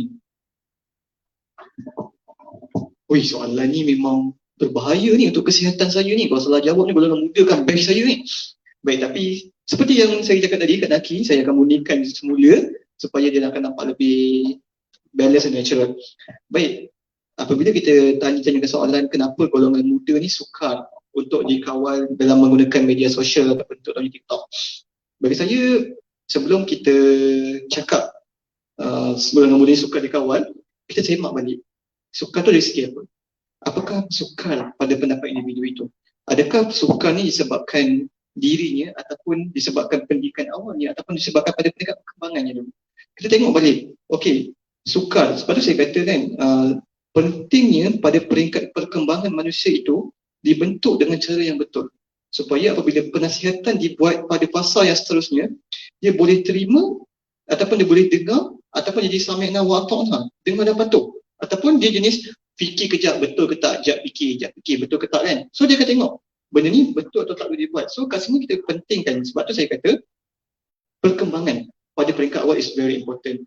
Berkemungkinan sukar ini apabila pada peringkat perkembangan manusia itu tidak diberikan ataupun tidak didedahkan dan tidak dinasihati ataupun tidak dikawal dengan cara yang betul pada perkembangannya. Sebab manusia ni seperti kita tahu, dia lahir dengan fitrah, kertas putih yang kosong, dan yang mencorakkannya itu siapa? Pada mulanya siapa yang mencorakkannya hingga menjadi satu kertas yang lain. Adakah masih putih ataupun adakah dia masih putih berserta contengan-contengan yang menarik dan menggambarkan diri yang lebih positif ataupun contengan-contengan yang terlalu banyak dan negatif, hitam dan sebagainya. So kita tengok balik, sukar ni first kita cakap pasal perkembangan dulu. Kita cakap pada perkembangan, mungkin saya tak kata semua orang salah, tak. Mungkin pada peringkat ini kesilapan yang berlaku. Sebab bila kita tengok pada Bandura tadi, pemodelan, model juga. Yang ni pun kita boleh tengok. Bila dalam peringkat remaja, kanak-kanak atau remaja, pemodelan ini digunakan secara meluas. Dia tengok siapa yang contohlah kan dinakinya sebagai influencer yang hebat, tiba-tiba main TikTok. So benda ni dia akan tengok, kalau Naki buat dengan cara yang, Naki adalah orang yang positif. So bila dia tengok Naki jadi positif, model yang positif, so dia akan menjadi orang yang lebih positif. So kita tak kata gunakan TikTok tu salah. So kalau kita halang dia pula, dia kalau kata, contohlah Naki ni anak saya, Naki, saya kata Naki jangan guna TikTok. Sedangkan Naki ni pula melihat TikTok sebagai benda yang positif. So memanglah sukar untuk dia untuk meninggalkan TikTok sebab dia gunakan untuk benda yang betul. So kat situ kita tengok sukar tu dari segi mana, perspektif yang positif dan negatif. So kalau kata sukar untuk meninggalkan dan sukar untuk orang kata sukar untuk kawal golongan muda dari perspektif yang negatif, so kita akan cakap, kita lihat balik pada tahap perkembangan mereka dan juga kita tengok juga kadang-kadang dalam tempoh Erikson tu remaja adalah proses mencari personality diri. So kat sini kita lihat memang dalam proses mencari diri ni kita akan nampak rebel, dia punya melawan kadang-kadang, dia punya dia punya dia punya muka tariknya, kadang-kadang tak lawan pun sebab dia sedang dalam proses mencari proseskan diri dia. So pada tahap ini kalau kita terus berterusan memarahi ataupun menggunakan cara negatif, so dia akan jadi satu benda yang akan jadi lagi rebel. Itulah nak cakap tadi, lagi dimarah lagi buat. So instead of meletakkan satu benda tu sebagai sukar dulu, kita ambil ini sebagai satu cabaran. Which means, ketika ini mungkin anak saya telah mula menunjukkan tahap perkembangan emosi yang lain. So saya perlu mencari satu cara penyelesaian ataupun teknik yang kena dengan anak saya supaya dia boleh dengar apa saya cakap. Supaya dia tak label sebagai sukar tapi mencabar. Sebab sukar ni macam nampak orang muda ni teruk tau. So saya murnikan sikit mencabar untuk orang-orang yang macam saya lah kan, orang atas-atas, bukan tua, atas-atas ni nampak supaya ini cabaran dia untuk golongan muda ketika ini. Dan juga saya suka untuk masukkan juga yang FOMO tadi tu, fear of missing out. Kadang-kadang pada peringkat muda, belia, remaja dan juga anak-anak ni, dia takut sangat tau kalau contohlah kan, satu kelas tahu pasal TikTok, dia tak tahu. So dia akan rasa macam, aku ni kena palau ke? Aku ni, kenapa aku tak tahu? Kenapa aku ni macam ni? Kenapa aku ni macam ni? So fear of missing out ni pun satu punca juga. Benda tu dia akan mencari, dia akan ikut, dia akan buat walaupun dia tak suka. Dia akan buat sebab dia takut dia adalah elemen-elemen yang ditinggalkan ataupun pecicir ataupun mencecir orang ni. So kat situ yang kita kata sebagai benda ni mungkin yang mendatangkan sedikit cabaran ataupun sedikit kesukaran dalam menyebabkan kita nak kawal golongan muda. Tapi saya pasti dengan perkembangan ataupun dengan penasihatan dan dengan cara yang betul dalam penggunaan apa saja media sosial termasuk TikTok, so ia akan menjadi satu benda yang lebih positif dan lebih, orang kata, kita akan nampak benda ni sebagai satu benda medium baharu dan ia bukan lagi jadi sukar, tapi kita akan cakap golongan muda yang lebih kreatif dan kritis dalam menyampaikan mereka punya pendapat ataupun mereka punya idea ataupun mereka punya kreativiti dengan satu benda dan menyebabkan kita pun dah tak halang orang guna TikTok, tetapi kita akan cakap macam ni, guna TikTok tapi guna dengan cara yang betul. Guna TikTok, tunjuk kepada kawan-kawan yang kita ni adalah orang yang positif. So dia akan jadi lagi macam tu. So kat sini elemen sukar dia akan kata macam elemen penyejuk yang mana kita guna TikTok untuk perkara seperti ini. Tapi dia tapi juga bila berkaitan dengan perkara-perkara yang negatif, yang ini kita perlu ambil tindakan yang sewajarnya. Contohnya penegasan daripada setiap pihak apabila dia cakap pasal benda ni dah tahu dah benda ni membawa kepada unsur-unsur yang sangat tidak sihat, kelucahan ke, keganasan ke, dari itu elemen mencederakan diri yang kadang-kadang jadi trending tu. So benda tu kita kena bagi penegasan bahawa benda ini adalah benda yang tak baik, perlu dielakkan, challenge yang perlu kita sama-sama boycott together benda ni. Sebab benda ni kalau kita buat sama-sama setiap masyarakat together, blend together, kita work together untuk menjadikan satu challenge yang positif dan kita boycott ataupun kita ban cara-cara negatif, even bukan golongan muda je, semua golongan dia akan rasa macam TikTok ni safe place jika digunakan dengan cara yang betul. Sebab saya tengok dalam TikTok ni bukannya golongan muda je pun tahu lagi. Kadang-kadang golongan atasan-atasan pun saya nampak menari-nari juga tepi jalan. Bukanlah menari itu salah, tapi kalau dah tengah-tengah traffic light kau menari, itu memang dah tak betul dah. Saya tak kata menari salah tau. Sebab menari tu memang kita ada tarian yang moden, tunjuk ke, tak salah benda-benda macam tu. Tapi kalau tengah-tengah highway kau nak menari sebab nak dapatkan likers yang banyak, so itu adalah satu benda yang perlu ditegak dan perlu dicegah. Sebab sekarang ni ada yang trending menari dekat traffic light. Itu benda yang paling saya tak boleh faham dan tak boleh terima. Satu, bahaya bagi diri dia. Lepas tu macam mana pula dengan orang yang tengah bawa kereta tengok orang menari tu, kan dia fokus dan jadi apa-apa nanti. So benda ni yang akan jadi satu perkara yang tak baik, challenge yang tak baik ni. Sebab tu saya kata, kalau kita nak letak satu benda tu sebagai sukar, saya kata senang kalau kita label orang sukar dan sebagainya. Tapi bagi saya, anggap ini sebagai satu cabaran bersama untuk kita atasi bersama supaya setiap perkara yang ada atas dunia ni, sesukar mana pun dia satu cabaran untuk kita hadapi. Tapi hadapinya dalam arus medium ni, perdana ni, kita hadapi bersama, together, kita berpegangan tangan, tapi bukan dengan COVID ni. Pegangan tangan ni metafor saja tau. Yang mana kita semua berganding bahu untuk jadikan perkara ini sebagai satu perkara yang platform yang lebih positif. Jadi kalau suka pada golongan muda ni, mungkin sebab tadi saya cakap tu, perkembangannya, dia punya pengaruhnya, dia punya rasa takut dia FOMO, dan juga dia jadi orang kata dalam proses mencari identiti sendiri. Itu saja nanti. Betul tuan, sebab kalau nak kata kita yang dewasa tuan, yang 20 tahun ke atas pun, kita punya rasa ingin tahu tu, dan kadang-kadang kita rasa macam bila orang tak bagi kita nak buat juga, masih kuat tuan. Jadi cuba kita bayangkan yang kanak-kanak yang berumur 6 tahun ke atas, lagi lah rasanya macam ingin tahu tu, kuat lagi, membobok lagi tuan. Jadi yang saya nak highlightkan kat sini daripada apa yang Tuan Syazwi cakap tadi, perkembangan psikologi kanak-kanak ya daripada awal yang kita tengok memang sangat orang kata bawa kesan sampai ke tua. Jadi pentingnya di situ, kalau kita tahu pendekatan dan cara kita tegur tu tak sesuai ataupun tidak efektif, kita boleh guna dan cari cara yang lain. Kita boleh rujuk. Sebab ada banyak tempat rujuk yang kita boleh buat. Kita boleh rujuk kaunselor. Di situ kita boleh dapat salah satu cara untuk membantu. Contoh macam ibu bapa bolehlah bertanya macam mana kita nak bantu anak-anak kita, macam mana kita nak bantu bagi dia orang lebih baik. Macam dia orang boleh elakkan daripada benda-benda yang macam kita kata boleh merosakkan mereka pada masa akan datang. Okey, fine. Ini ada soalan ni special kat saya baca tu. Kalau tuan nak tahu, soalan ni macam ni, berbunyi, salam, boleh kongsi apa tindakan undang-undang yang boleh diambil sekiranya kita jadi mangsa predator TikTok? Predator TikTok guna gambar atau footage visual kita untuk memalukan kita. Kalau tuan, bolehlah tuan jawab soalan tuan. Okey. Terima kasih boleh bertanya. Soalan ni mencabar juga untuk saya, memandangkan ini dah berkait dengan undang-undang ni. Tapi mungkinlah bagi pendapat saya sebab kadang-kadang dalam kaunseling pun kita ada bantu juga bagi individu-individu yang dicabul hak privasi. Ini kita cakap saya hak privasi tu hak peribadi mereka. Seperti gambar-gambar mereka diambil secara tidak diminta izin, video-video mereka diambil dan diolah secara orang kata piracy sebenarnya.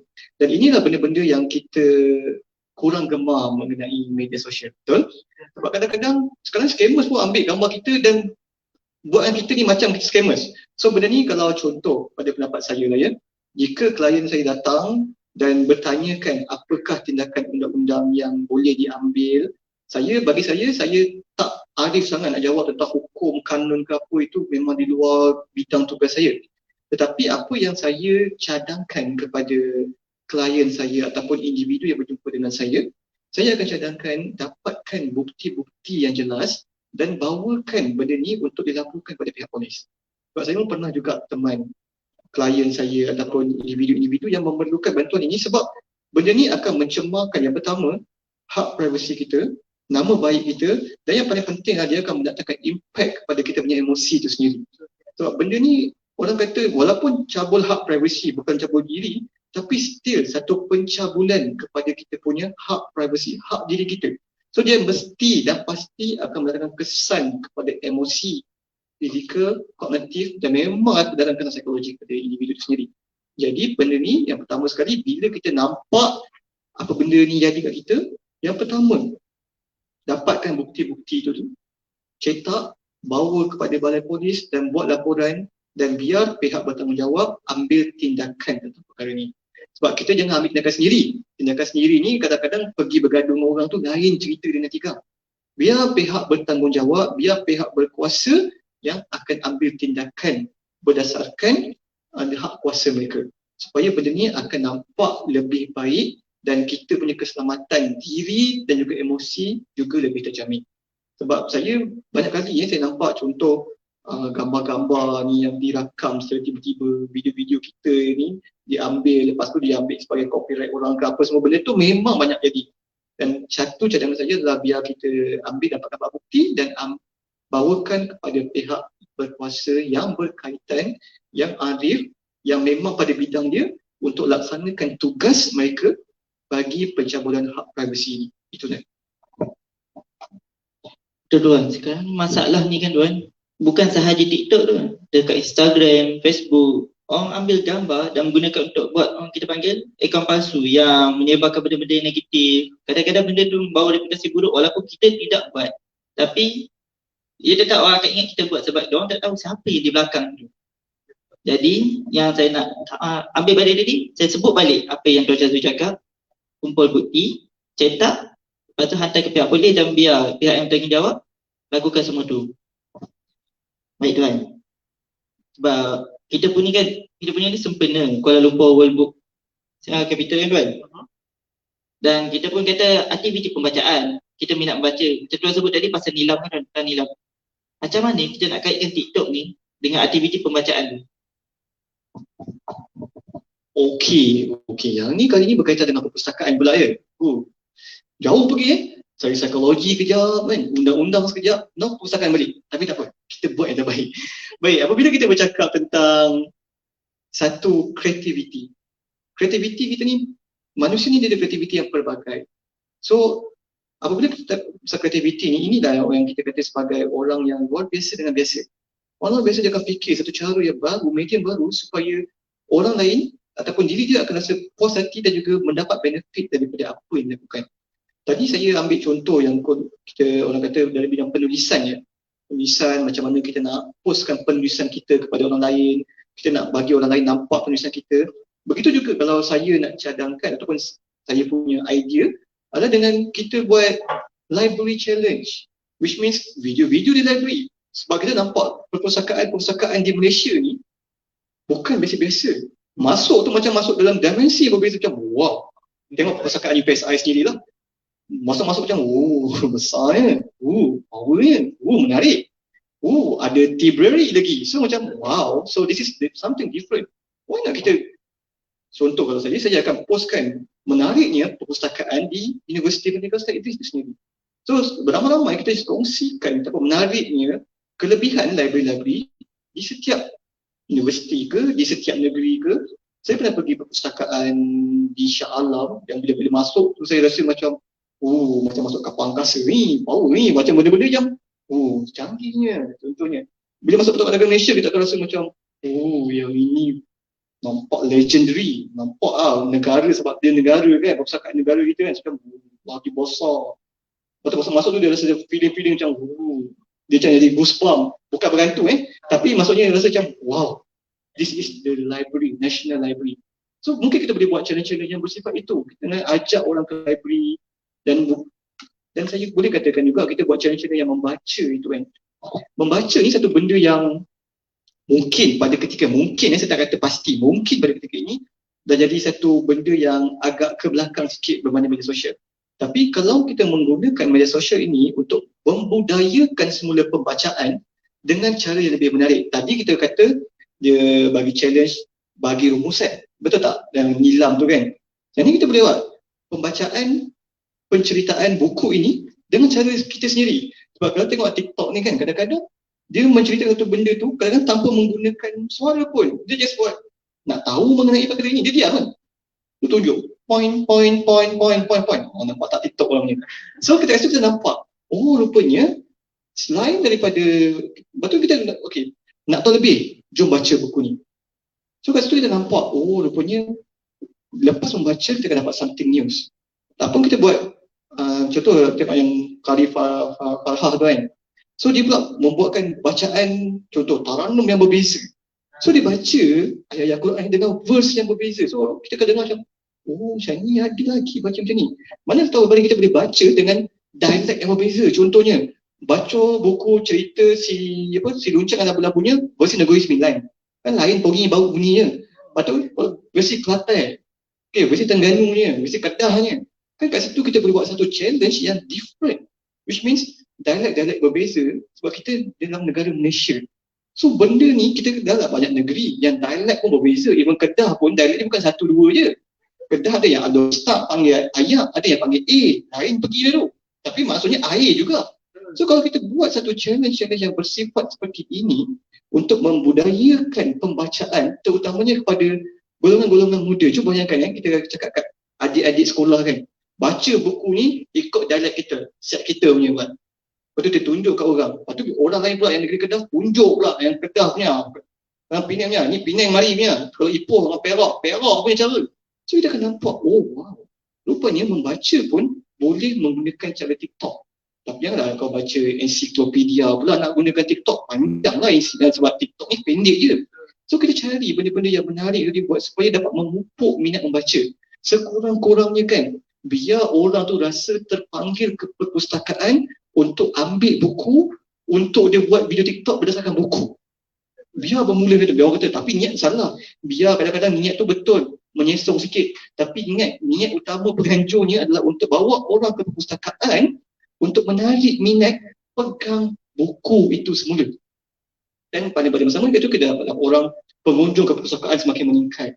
Lepas tu, trend-trend positif semakin meningkat. Kan itu membawa kepada satu perkara ataupun normal baru yang selama ni kita tak fikir rupanya boleh dibuat.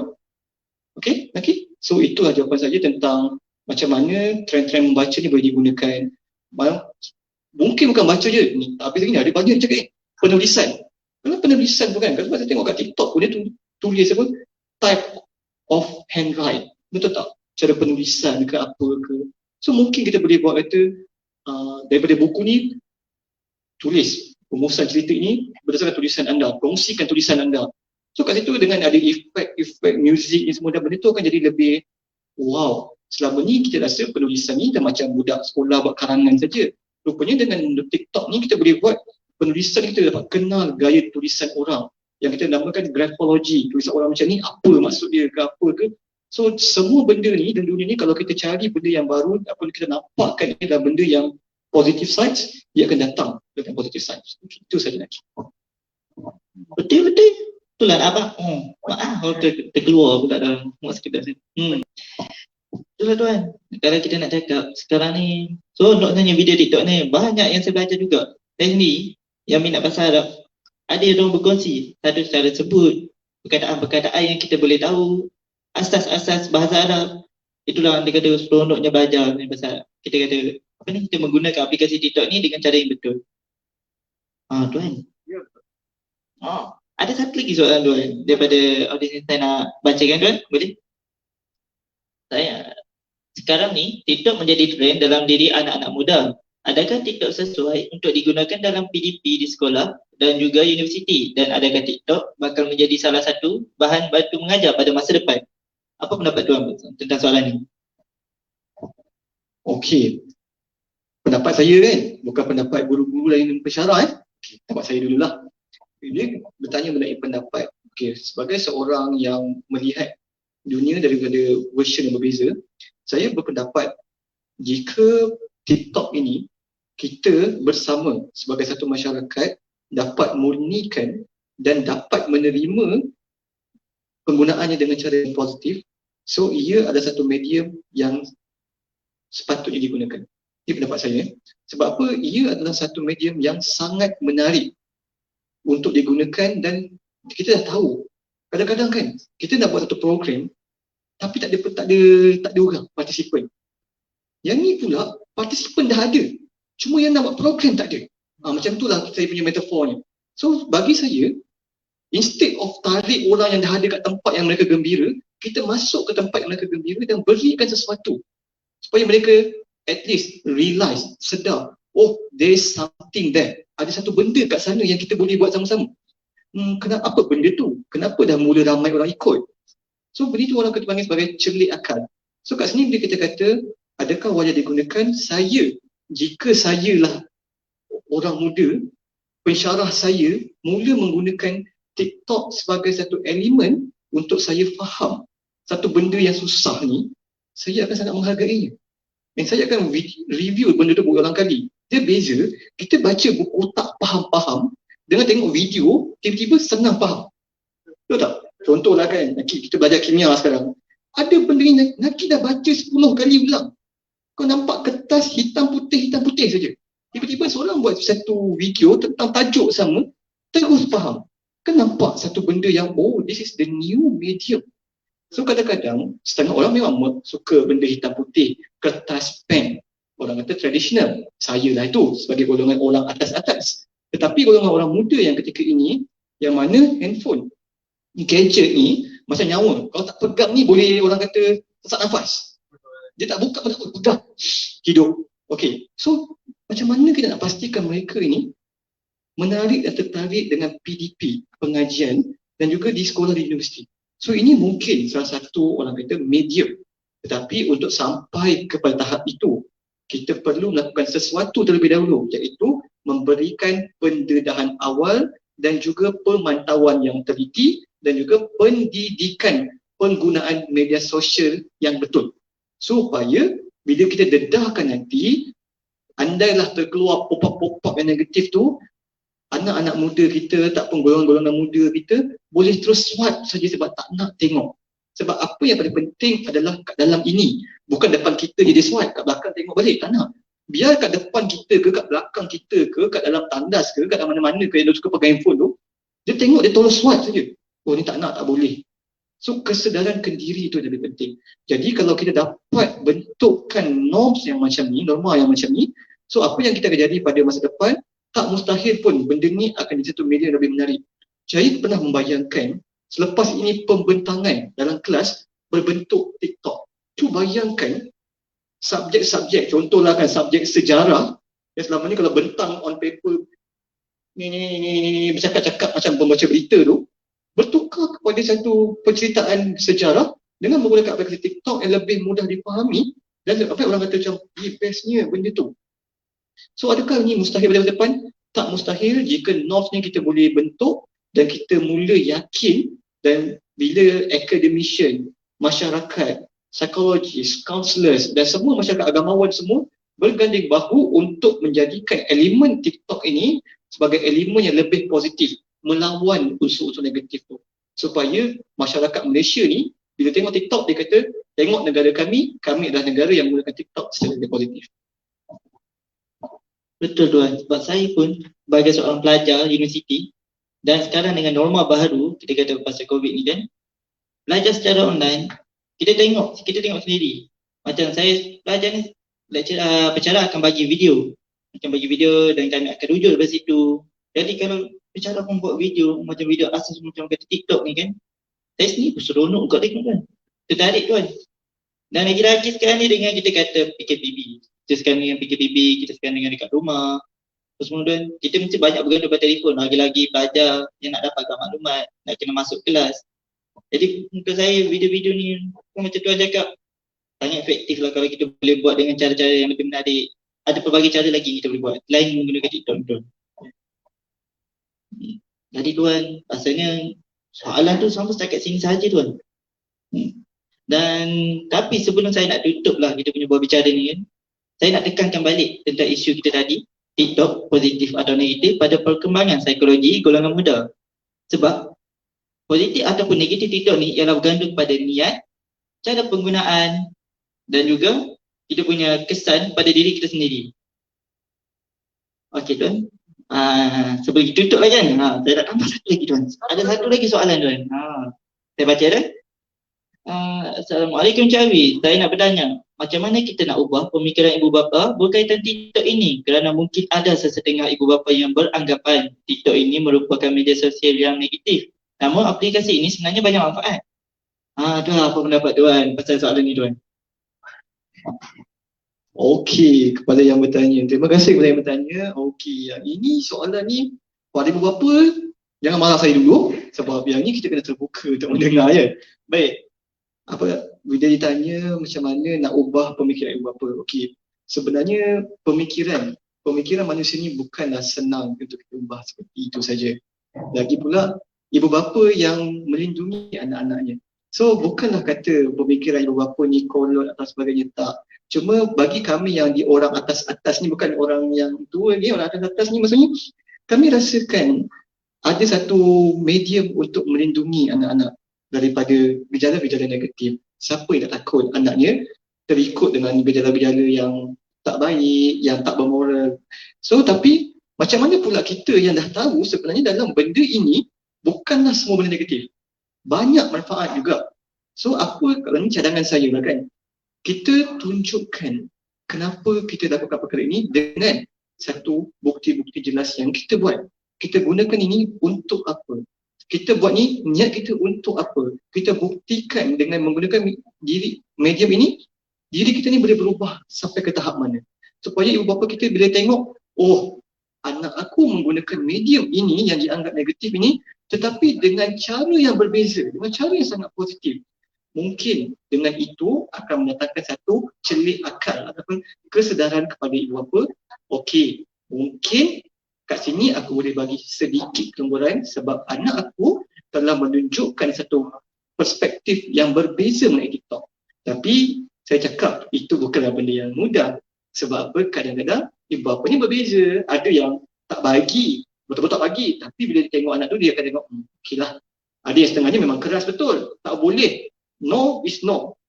So kat situ kita mungkin kena perlahan-lahan memahami dan juga berbincangan dengan ibu bapa dengan menunjukkan cara penggunaan yang TikTok yang lebih betul, yang lebih baik, yang lebih menarik dan juga terangkan kepada mereka bahawa ini adalah satu medium yang kita orang kata transisi perubahan zaman ke zaman. Okey, mungkin pada zaman kami ni TikTok tak ada. Even masa zaman saya dulu pun WhatsApp baru nak ada tau. So bukannya taklah tua sangat kan. WhatsApp pun baru je sebenarnya. So kat situ kita nampak macam mana perubahan ini mungkin memerlukan sedikit masa untuk diterima oleh golongan-golongan yang lebih berusia. Even nak guna WhatsApp pun bukanlah semua golongan yang berusia kita terus cekap pakai WhatsApp. Lama mereka nak belajar. Lama mereka nak faham. Lama mereka nak aktif dan lama juga mereka nak mahir menggunakan benda tu. Jadi setiap perkara ni bila satu perubahan, bila nama dia perubahan saja, bukan semua manusia berterima. Kita kena ingat benda tu. Dan yang paling penting adalah bagi sebagai satu manusia yang ingin menunjukkan perubahan, first kena bersedia untuk terima kritikan dulu. Terima rejection. Dan yang paling penting adalah jangan pernah mengalah untuk menunjukkan perubahan yang baik itu. Dan juga kena ready untuk menerima nasihat dan sebagainya. Dan kalau kita boleh buat benda ini, maka kita akan beransur-ansur, berusaha dan menunjukkan kepada setiap manusia bahawa benda ini juga mempunyai kebaikannya sendiri jika digunakan dengan cara yang baik. Adakah itu menjawab soalan lagi ya? Jawab tuan. Betul tuan. Sebab kalau saya pun, walaupun sekarang saya pelajar, tapi nanti saya juga akan kahwin dan saya juga akan ada anak. Jadi untuk saya benda ni sangat penting. Dan yang kita boleh tekankan kat sini ialah kita boleh nampak perbezaan setiap manusia tidak sama. Dia punya cara pemikiran, sudut pandang yang sudut pandang dia orang. Sebab paling kita boleh nampak sekali ialah lelaki dengan perempuan. Cara pemikiran tidak sama. Kalau semuanya sama, kita tengok dunia ni pun warna putih je lah, tak ada warna lain lah. Betul tak? Jadi tu kan. Setakat ini sahaja kita punya bola bicara pada hari ini. Terima kasih Tuan Sazwi. Hadirin sekalian, usai perbincangan kita pada hari ini, ada sedikit yang saya ingin tambah. Saya ingin berkongsi dengan anda semua tentang artikel-artikel yang boleh dijadikan bahan bacaan mengenai TikTok ini.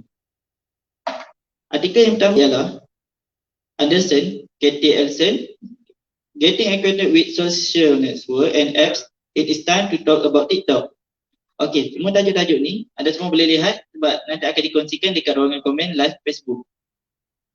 Baiklah, artikel ni ialah tentang artikel yang menelusuri sejarah kemunculan aplikasi pembingkiran video pendek. Ia merangkumi aplikasi Vine yang dimiliki oleh Twitter dan aplikasi Musical.ly yang paling banyak dimuat turun melalui Apple Store dalam tahun 2015. Untuk artikel kedua ialah penulis Jensen Kelly, What Made This Liberation TikTok. So kita boleh tengok sini, dia punya artikel tentang menghuraikan amalan terbaik penggunaan TikTok di dalam perkhidmatan perpustakaan. Antaranya ialah menerapkan unsur komedi dan bersahaja, memasukkan muzik yang bersesuaian, cepat memberikan maklum balik ke atas komen, menggunakan pencahayaan yang mencukupi dan paling penting, isi kandungan TikTok hendaklah mempromosi perkhidmatan perpustakaan. Artikel yang ketiga ialah tajuk dia How Teachers and Students Are Using TikTok in the Classroom. Artikel ini memberikan inspirasi kepada para pendidik untuk menjadikan TikTok sebagai satu medium dalam kerja kursus pada pelajar. Baiklah, artikel terakhir, Teachers on TikTok, Reinventing Teaching for New Generation. Artikel ini menyenaraikan contoh-contoh akaun TikTok mengenai kaedah pengajaran dan pembelajaran di Amerika Syarikat. Antaranya ialah Institute of Human Anatomy yang menampilkan pakar perubatan mengajar mengenai anatomi manusia, yang memaparkan seorang guru bahasa Inggeris mengajar selama 15 saat mengenai karangan dan tata bahasa. Baiklah, itu saja artikel-artikel yang ingin saya kongsikan. Dan seterusnya, saya juga ingin maklumkan tentang kuis yang telah disediakan di platform Kahoot. Jadi semua, anda semua boleh menyertai sebab akan ada hadiah yang disediakan untuk pemenang 1, 2 dan 3. Dan link tu anda boleh lihat nanti di ruangan komen Facebook Live. Baiklah, dengan berakhirnya acara tadi, maka tibalah masa untuk saya selaku moderator mengundurkan diri. Hadirin sekalian, kerjasama hadirin amat dihargai. Terima kasih sekalung budi, kenangan dan indah simpanlah di hati. Semoga kita berjumpa lagi. Merdu bertingkah alunan suara, kadang tak sedar tersilap kata. Andai telanjur patah bicara, serendah hati kemaafan dipinta. Demikian tadi Bual Bicara bertajuk TikTok, positif atau negatif pada perkembangan psikologi golongan muda. Sekalung penghargaan kepada penceramah kita, Encik Ahmad Syazwi bin Ahmad Syukri kerana sudi hadir dan berkongsi ilmu pada hari ini. Dan sekalung penghargaan dan terima kasih juga kepada Persatuan Pustakawan Malaysia, Perpustakaan Tuanku Bainan UPSI dan penaja kita Yayasan Bank Rakyat atas segala kemudahan bagi menjayakan program ini. Baiklah, program perpajak PPM akan diteruskan juga oleh Perpustakaan USIM dengan tajuk Let's Talk anda membaca pada 4 hari bulan Disember jam 10 pagi secara langsung di Facebook Perpustakaan USIM. Jadi anda semua bolehlah sama-sama kita tengok pada 4 hari bulan ni program Let's Talk anda membaca di Facebook Perpustakaan USIM. Dan itu berakhirlah Bual Bicara kita pada hari ini. Wabillahi taufiq wal hidayah. Assalamualaikum warahmatullahi wabarakatuh.